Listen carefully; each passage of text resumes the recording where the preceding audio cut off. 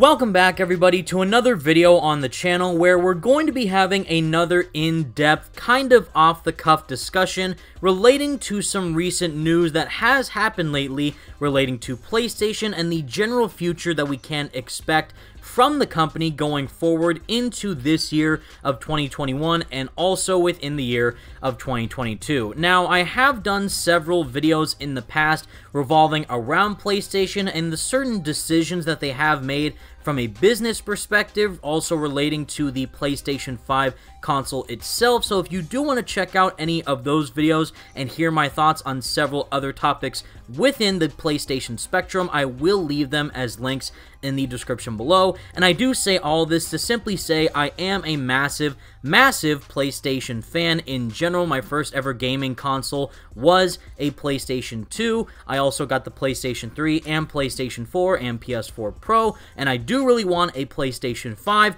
but sadly I haven't been able to acquire one due to the whole shortage crisis and scalping issues. So I love PlayStation. I do love all their games, and I'm mainly going to be discussing all of this news from a fan's perspective that is going to be a bit critical about some of the specific decisions that Sony has been making lately. So recently we did receive some rather interesting information from the head of PlayStation Studios himself, of Hermen Hulst, that pretty much analyzed exactly where Sony Interactive Entertainment is as a company right now and what his current plans are for the PlayStation brand as a whole going forward, mainly reiterating their focus on single-player AAA games, which I'm a major fan of, also possibly shifting some of their exclusive titles from PlayStation onto PC, and probably the most notable piece of information that did come out of this article is the confirmation that the next God of War game from Sony Santa Monica is not going to be releasing this year in 2021, and is in fact delayed until 2022, as well as knowing that the studio who made Days Gone of Ben Studios is in fact working on a completely new open world IP. However, this is where we reach the part of the article where I did find myself scratching my head a bit in confusion given the certain statements that we did receive from Sony about this topic before the PlayStation 5 even released. So I do want to read both of these sections from two separate articles, mainly with the PlayStation blog post that we did receive the other day, as well as an interesting interview with the head of marketing over at PlayStation of Eric Lempel. And once we're all caught up to speed, then I'm going to give my overall perspective on the situation and why I personally think it doesn't make too much sense. So one of the questions that was asked to Hermen Hulst from the PlayStation blog is, how does PS4 factor into PlayStation Studios' development vision? Is it still a focus internally for future game development? And based on Hermen's response, it very much is. You can't build a community of over 110 million PlayStation 4 owners and then just walk away from it, right? I think that'd be bad news for fans of PS4, and frankly not very good business. Where it makes sense to develop a title for both PS4 and PS5, for Horizon Forbidden West, the next God of War, and Gran Turismo 7, we'll continue looking at that. And if PS4 owners want to play that game, then they can. If they want to go and play the PS5 version, that game will be there for them. That being said, it's also very important to have showpieces for PS5, hence the development of Returnal and Ratchet that are exclusive to the PS5. So just to reiterate everything Hermen said there is that yes, the next God of War game is in fact going to be a cross-generation title, which is a bit shocking for me personally, considering that we already have Miles Morales both on the PS4 and PS5, as well as the upcoming Horizon Forbidden West also being a cross-gen game, but I was genuinely under the impression that Sony Santa Monica was going to be the first of the main first-party AAA PlayStation Studios developers to make their next big AAA title fully exclusive, running only on the PlayStation 5. And the same situation applies to Gran Turismo if you are interested in that game, but I do find it extremely interesting that this pretty much contradicts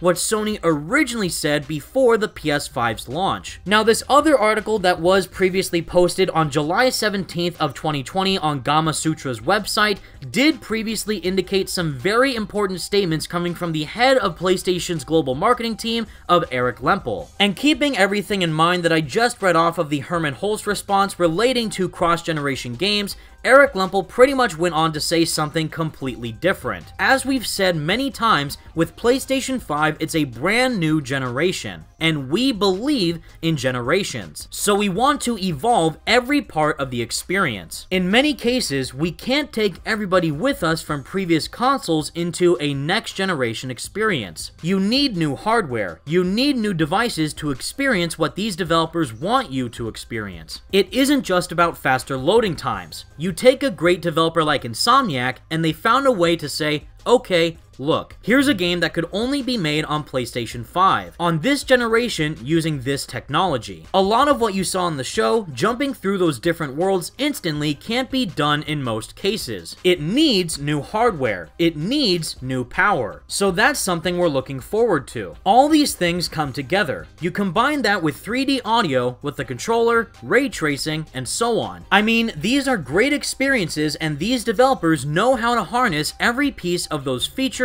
to really bring you a unique experience. And that really speaks to what next gen is for us. So right there in that interview, the head of marketing, Eric Lempel, is fully devoted to truly making brand new, innovative, and engaging next generation experiences for PlayStation running only on the PS5, making them a true exclusive title, not a cross-generation game that runs on both a PS4 and a PS5 like what we recently saw with Marvel's Spider-Man Miles Morales. But again, you do have the recent statements from the head of PlayStation Studios himself, of Hermen Hulst, pretty much saying that they do want to make more cross-generation games available for people who do own a PS4, since that is pretty much what is currently the most popular within the general market, due to how there aren't many PlayStation 5s out there in the general public due to the scalping issue and shortage crisis. And in a way, I do think both of them are right in their own respective manner. For one, there are again a ton of PlayStation 4s out there in the current market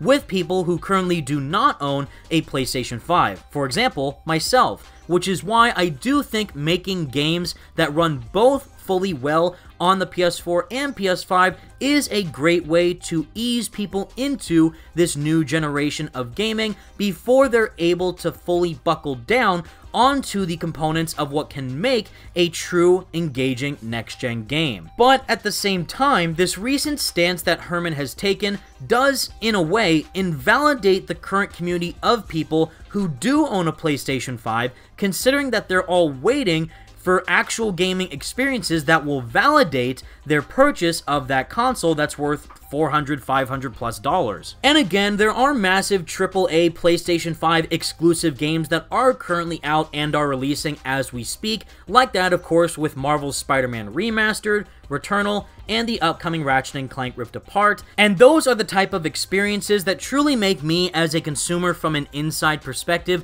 go out and say, yes, those are the type of games that I want to see. That is exactly what the PS5 can do. That game can only run on that brand new console, and me, as a consumer, wants to try and buy it as quickly as possible just to play those games. However, if we do see these massive titles like Horizon Forbidden West, like God of War Ragnarok, like Gran Turismo, and maybe like Marvel's Spider-Man 2, if that even happens, running both on a PS4 and PS5, then we do run into two massive problems. The first of which is a rather simple one, which I do personally think would lower the consumer interest in the need to buy a PlayStation 5, considering that all these massive exclusive games that are going to be running and enhanced on that next-gen platform can still run relatively well and in a great manner on people's current PlayStation 4s and PlayStation 4 Pros. Again, providing you all with my own personal opinion is that I still have not been able to purchase a PlayStation 5,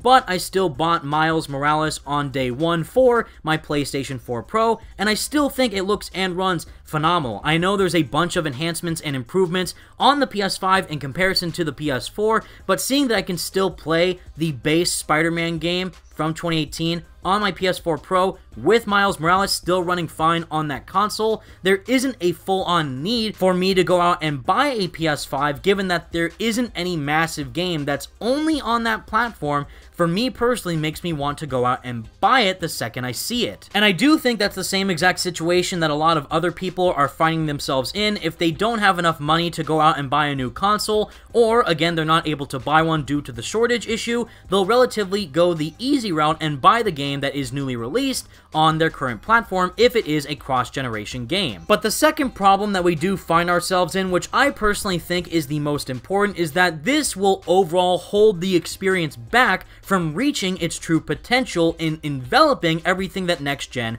can do. Again, I am pretty darn shocked that God of War Ragnarok is not going to be a fully PlayStation 5 exclusive, because you know for sure that if that was the case, that would be a system seller for people to go out of their way and do whatever it takes to buy that next gen platform to play that game fully running on a PS5, and that way Sony can make even more money on their brand new next gen console. Because if it is also going to be running on a PlayStation 4 and PlayStation 4 Pro, then again, what is the point of buying a PlayStation 5 if I can still play every single game that is going to be releasing down the line also on my current platform? We even see this currently happening with other PlayStation 4 games that are running on the PlayStation 5. Not like a native version like we see and like what we're going to be receiving with Marvel's Spider-Man Remastered on the PS5 and also Final Fantasy VII Remake Intergrade only on the PlayStation 5, which are going to enhance the experience from the ground up on the PlayStation 5.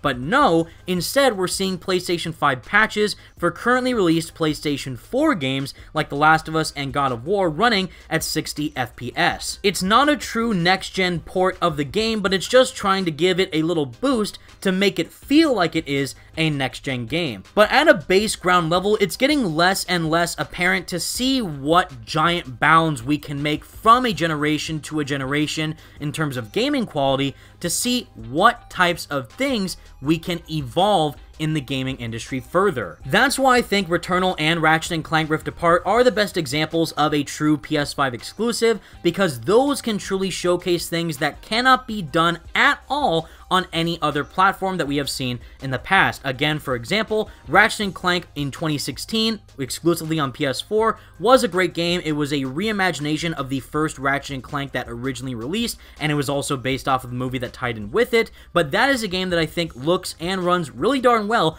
on a PS4. So why isn't Rift Apart also being able to run on a PS4, and why is it only on a PS5? Well, we do see massive features like the SSD transporting you from dimension to dimension, really interesting haptic feedback with the DualSense controller, updated visuals, and just a really immersive world that truly encapsulates the feeling of next gen. Enhanced graphics, better handling with controls, and faster loading times to truly create a breathtaking experience that was not even thinkable on the PS4 originally. That was the same exact situation I was expecting to happen for God of War Ragnarok, and what I'm still hoping is going to potentially happen with Marvel's Spider-Man 2. We do also know that PlayStation currently has over 25 first-party exclusive titles in the works. Half of those are going to be indie games, but the other ones are going to be continuations of established franchises. But now it seems like we don't know for sure whether or not those are also going to be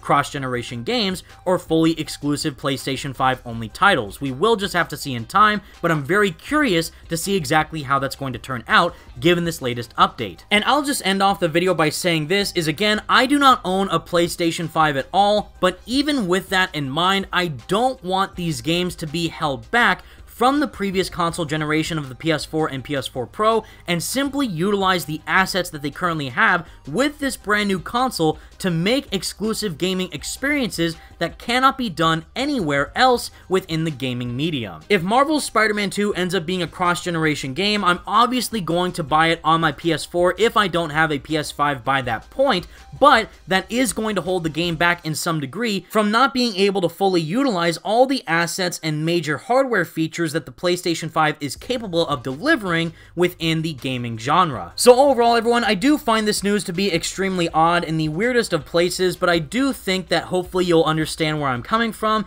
and please leave a like and subscribe to the channel if you did enjoy. Let me know all your thoughts in the comment section down below. What do you think about all this news relating to PlayStation and the interview that we did receive with Herman Hulst? Are you personally disappointed or excited knowing that God of War is going to be a cross-generation game? And would you also be personally disappointed or excited if that same exact scenario were to happen for a game that we're all super hyped for right now, of course, with that being Marvel's Spider-Man 2. I really want Sony to play off their strengths, and I sincerely hope that we receive that by the time we see new next-gen games releasing in the near future. But with all that said, everyone, thank you all so much for watching. Stay awesome, everybody, and until next time, peace out.